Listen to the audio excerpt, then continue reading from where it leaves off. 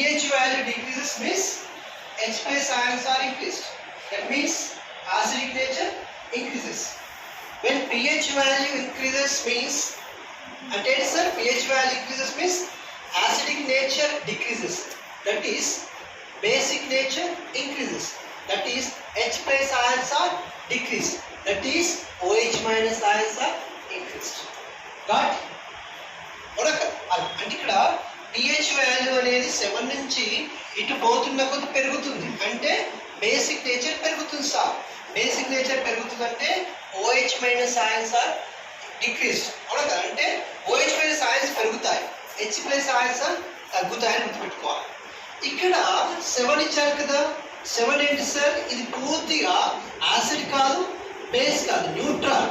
కాబట్టి ఇది న్యూట్రల్ అంటారు. తటస్థం, తెలుగులో ఏమంటారు? తటస్థం. ఇది దేని సూచిస్తుంది? డ్రింకింగ్ వాటర్, నీరు.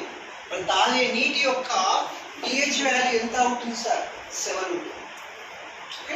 నీటి యొక్క pH వాల్యూ 7 ఉంటుంది. మనం తాగే మిల్క్ 6.6 కాస్త తక్కువ ఉంటుంది. అవునా కదా?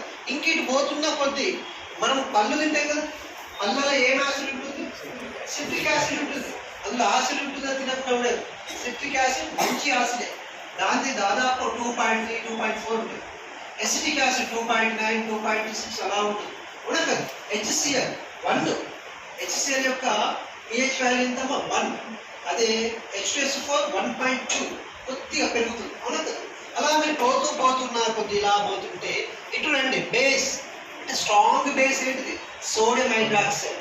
దాన్ని 13.1 వరకు ఉంటుంది. దగ్గర 14 రేంజ్లో ఉంటుంది. అంటే 13.1 స్ట్రాంగ్ బేస్.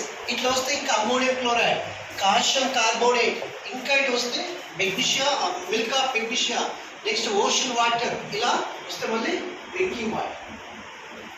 ఓషన్ వాటర్ మీకు అడుగుతారు, ఓషన్ వాటర్ కూడా నీరే కదా, మరి దాని pH వాల్యూ తాగే నీటి కంటే ఎక్కువ ఉంటుందా తక్కువ ఉంటుందా అడుగుతారు.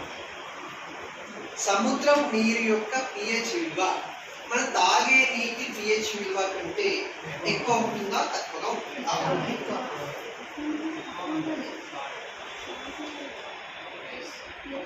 క్వశ్చన్ ఏంటిది?